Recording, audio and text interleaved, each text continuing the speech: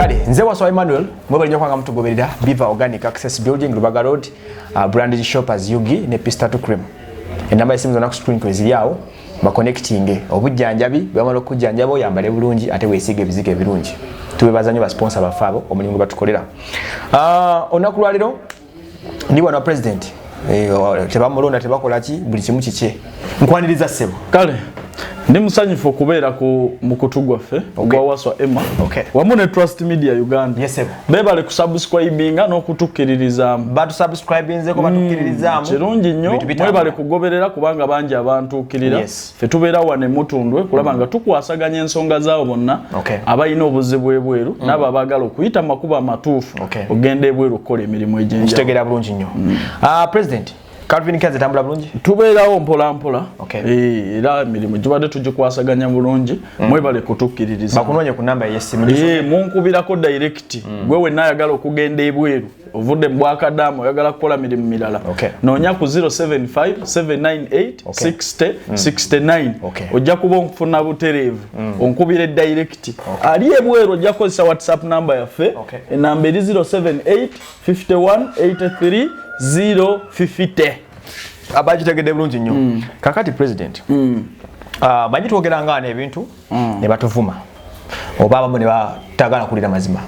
it has been a long time ngo jogera ku mwana ono Brisher karsh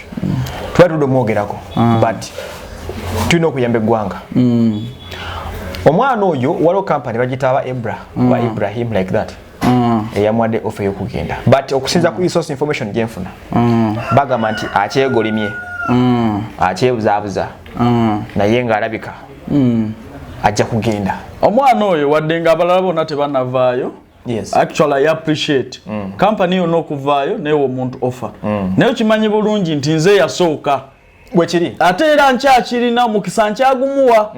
Brisher ne bw'aba ayagala kumutwala bweru kukola mulimu ki ku bwerere nga tataddemu wadde 10 ne passport nkimanya alina nkadde namusuubiza n'okukola passport ya East Africa nganze ndaba wano tewali future ye lwaki omwana abantu bagamba nti omwana otomwagala wana ate simwagala abantu bannayuganda bakyawanya amazima eproblemu yaabwe bannayuganda mukyawanya amazima bwe buzibu bwammwe nabagamba katono nnyo ate tuwakanire baagwa ne bagala twetegereza omwana ono nze abagambye nti omwana ono yeetaaga kukola yeetaaga kuddayo bweru si kudda wano kusiika chips omwana ku level ye n'omuntu akubye ku kyeeyo ebyo bye yali akola byali bimussa wansi okitegeera toyinza kugamba nti oinspiring abantu oli muyimbi naye nga olivinga obulamu obubi ennyo ostrugglinga toyinza kuŋŋamba nti olina ofollowing bw'abantu abasukka 10,000 naye ng'otunda chips ku kkubo okitegeera nga n'abo abantu abakufollowinga teri muntu alina capacity egula data ayinza kuyimirira ku kkubo kulya chips zigenzeemu nfuufu awo oba olina kukola bintu birala najja wano ne mbagamba ebbanga ttono nnyo nti omwana ono alina kuddayo bweru kukola kozi wano talina mulimu gw'asobola kukola gusobola muwa sente zimumazisaako wano e Uganda okuleka ogwo gwe nali muwadde gwakakadde kamu buli mwezi okiwulira bulungi gwakakadde buli nze siruma bigambo byange era silently nakwata nenkwata amasimu nenoonya ku bamaneja b'oyo omwana ne mbagamba no omwana ono mwagala nnyo omwana ono yali mukwano gwange kuva bweru nayimbira mu nsonga ze nyingi ngali wabweru Brisher muntu gwe yajjanga mu inbox ne tunyumya okitegeera naye gwe yadda wano n'amera amalala akwataganye n'abantu bakuna babasuula buli omu okitegeera bamulimbalima nti bamupromotinga omwana olwedde yali promoted nga tolina kyomugamba nga tolina kyotunyonnyola ensi emumanyi tolina kyogamba nti omukola ki so n'alema okumanya amaanyi ge we gali nti we wano ye n'alowooza nti bwe neekwata kwono noono waswa kankubulire bulungi ekintu kino toyinza kuŋŋamba omuntu oyina following esukka 10,000 naye following eyo tolina kyogitundamu okitegeera so kyankwasa nnyo ennaku era kyandeetera amaziga mangi ku mutima kwe kulaba maama Brisher ku kamera mukazi bamuwanisa obuziina bwe baanisa embeera ye so toyinza kukwata mwana wasooka nkubulire bulungi eky'omwana oyo okuvayo mu limelight ensi nemumanya kimumala okubeera omugagga Chimala bumazi. Chimala bumazi. Tubeza we naku zino. Ze brand zaffe. Otegera. Oli akubira simu just because you are Emma.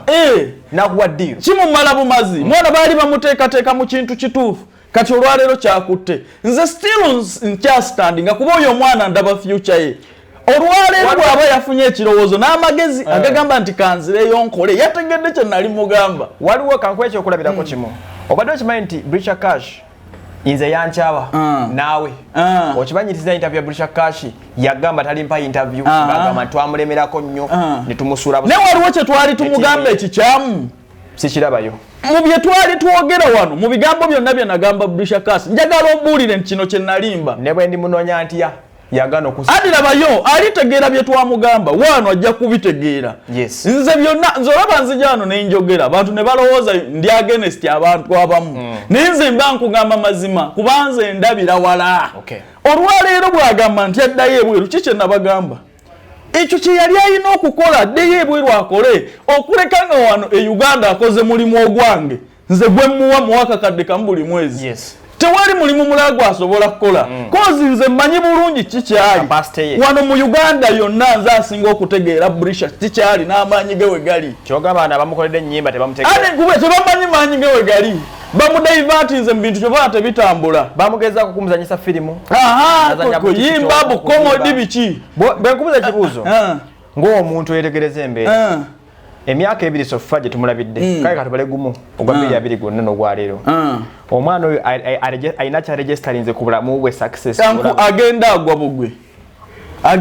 bugwe bw'otunuulira Brisher oli Proud Kadama ne Brisher olwaleero abadde afuuse omuswaswangule ku TikTok buli wamu omwana omuto yadda mu bintu by'abakazi abakulu nti kano kasika biki kano kakola biki oyagala kano kabyalanga ng'alanga bintu bya kisirusiru toyinza kukwata mwana w'abendi omwana tannatuuka na myaka 24 alanga obuntu obunaze alanga ebintu ebinaze ebintu by'abakyala alanga ebintu by'abakazi abakadde abeere senga ku myaka egyo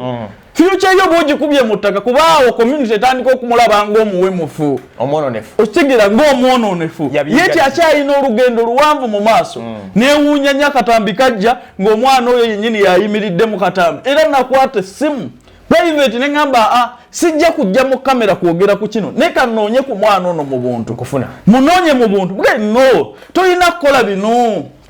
okitegera bino by'abantu abagezezza ku nsi yonna ne balemwa ne basalawo kubeera abaseegu be batunda bino bintu omuntu afumbiddwako n'azaala ne ku baana n'ensi yamuvaako yafuuka muntu mukulu yasalawo okuwemuka naye gwe naawe noddaawo omwana omuto tonnaweza wadde emyaka 22 tonnala wadde abasajja abasukka abameka ng'otandika kugaa nti kano kasika bulungi kano kakola bwe kati oba oyagala ezimbe bweti oba oyagala ekole biki byebyo bye yalimu mu katambi so nenkwata essimu yange ne ŋŋamba oba omwana ono bwe twajja mu kamera kyamuyisa bubi kamunoonye mugambe I can either support you ogende ebweru okole nga tokola bya maidi ogende ebweru okole nga kirina ogende ebweru okole nga waiter waitress ogende ebweru okole emirimu egy'enjawulo nga sina bwa kadamu ojja kubeera very well ojja kubeera bulungi ate era ofune n'obudde bwo oyongere okuzimba future yo okitegera naye wana abantu bano bonna abamanaginga ne bakola ki ne bambulookinga okumutuukako kati mbuuza Brisher Karsh obulamu bwayiseemu lwakuba nti katono kiza n'example eri abo abangi kubanga gye bali bangi tebali bulungi ne katono kyakulabirako ekyabo abaana abangi abajja ne bane beesiriwaza oba ne batagoberera amateeka na mitendera n'amaliza nga ali awo naaga kyakuyigirako kyetuyigirako eri mikano gyaffe abali ebweru n'abala abali wano olaba Brisher yajja mulungi singa yasigala mu kintu kye yalimu ekyokola bu video bwe bw'obeera nga serebu mwana wange bw'oba ofunye nga following nga bwe muli ku TikTok olwo bantu bangi batutumuse naye weegendereza nnyo kyekikututumudde nga tonnadda Uganda kudda mu bulamu bulala singa otunuulira omuntu ano following yagifuna atya olwaleero akyakola bye yakolanga yaddanga mu nnyimba na comedy olwaleero abeera Nabassajja abeera n'abayaaye okitegera so akati azannya love story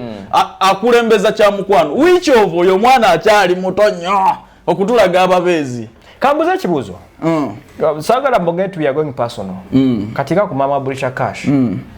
bwamutunulira bwati bakabazadde batebogera oluusi gwe bwestadinga mindset y'omuzadde n'atunulira omwana we bwe yali ne lwali olowooza omuzadde aba alowooza ki ati kati omuzadde ye ebiseera ebisinga ayagala mwana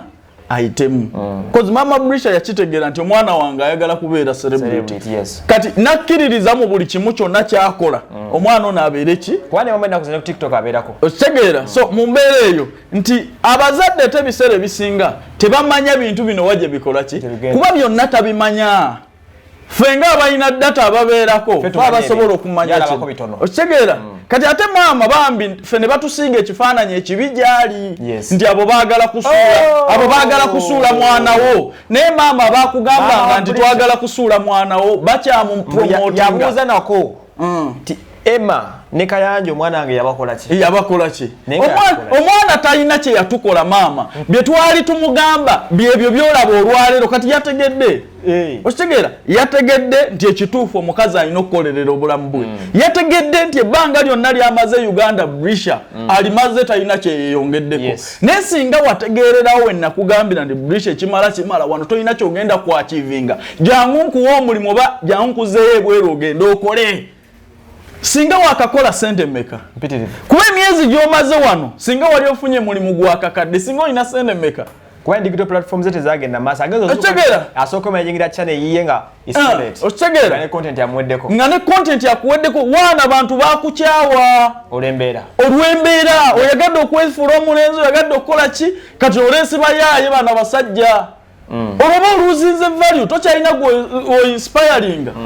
okitegeera omukazi yenna bw'ova ku content omutuufu nodda mu kulaga omukwano gwo okugufuula content oba ogenze kuba okyali muwola muto tugambe omulenzi we bw'anaakukya oba bw'onaafuna omulala onaddawa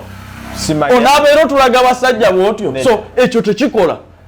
bwe yajja abantu bakwagala oli mu kiyumba ng'oli bwogo naye ne bakufolowinga ne basalawo ne tukufolowinga ne tubeera mikwano gyo omanyi buli muntu yenna abeera ne bammenta nga tonnafuna abantu bakubugumya wano